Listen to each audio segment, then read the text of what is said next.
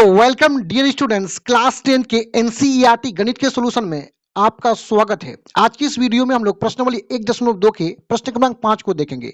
बहुत से विद्यार्थी को ये प्रश्न जो है समझ में नहीं आता, बहुत सारा डाउट रहता है। ठीक है, आज की इस वीडियो में जितने भी डाउट्स हैं आपका क्लियर कराएंगे और कम भाषा का प्रयोग करते हुए इस क्वेश्चन को आसानी से आपको हल करके यहाँ पे दिखाएंगे। आप केवल वीडियो में बना रहे और स्किप जरा सा भी ना करें।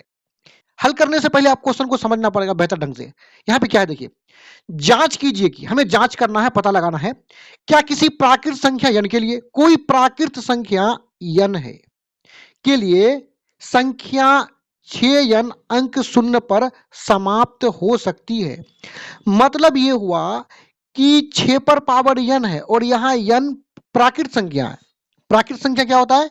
प्राकृत संख्या 1 2 3 4 ये सब प्राकृत संख्या होता है। मतलब n के जगह में हम 1 रखें, फिर इसको सोल्व करें, फिर n के जगह में 2 3 यानी बारी बारी से रख करके देखेंगे और इसे सोल्व करेंगे तो क्या कोई ऐसा स्थिति आ सकता है कि लास्ट में 0 होगा या 0 के साथ समाप्त होगा। तो इसको हल करने के लिए यहाँ पे हल लिखेंगे और जो संख्या 6n है उसको समझेंगे। यहाँ पे देखिए, सबसे पहले यहाँ पे ये समझेंगे हम कि कौन संख्या है, यानी उस संख्या के अंदर क्या गुण होगा जो शून्य के साथ 0 के साथ समाप्त होगा। उसके लिए थोड़ा सा यहाँ पे देखिए 10 के लास्ट में शून्य है, 0 है, ये शून्य के साथ समाप्त हुआ है। उसी प्रकार 20 के लास्ट में भी शून्य है, 30 के लास्ट में शून्य है, 100 के लास्ट में शून्य है। मतलब ये संख्याएं शून्य के साथ समाप्त हुआ है।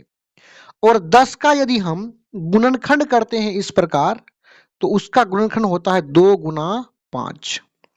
20 का गुणनखंड क्या है? 2 गुना 2 गुना 5। उसी प्रकार 30 का है 2 गुना 3 गुना 5। 100 का यदि गुणनखंड करेंगे 100 का तो 2 गुना 2 गुना 5 गुना 5।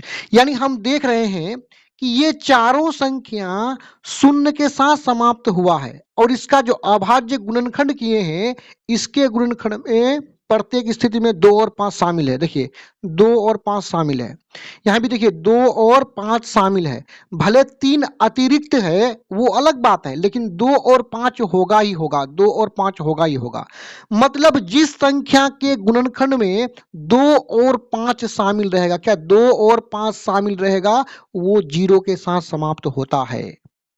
तो हम देखेंगे क्या इसके भी गुणनखंड में 2 और 5 शामिल है। 2 और 5 शामिल रहेगा तो 0 के साथ समाप्त होगा।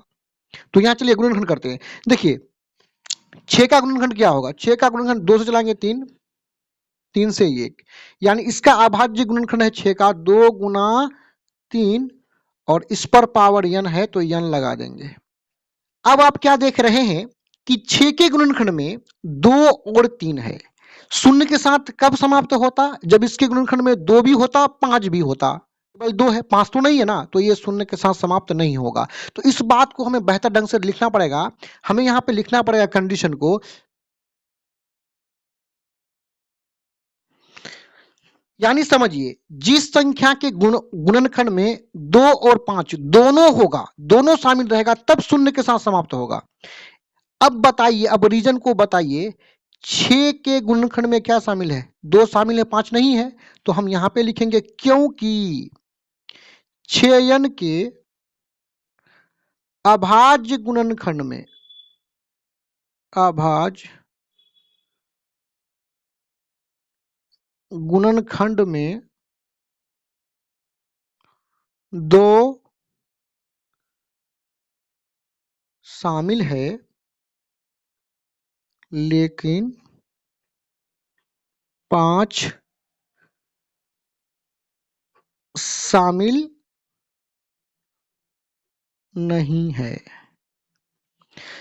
तो केवल 2 शामिल है, 5 शामिल नहीं है। जब 5 शामिल नहीं है तो ये शून्य के साथ समाप्त नहीं होगा। तो इसलिए 6n शून्य यानी 0 पर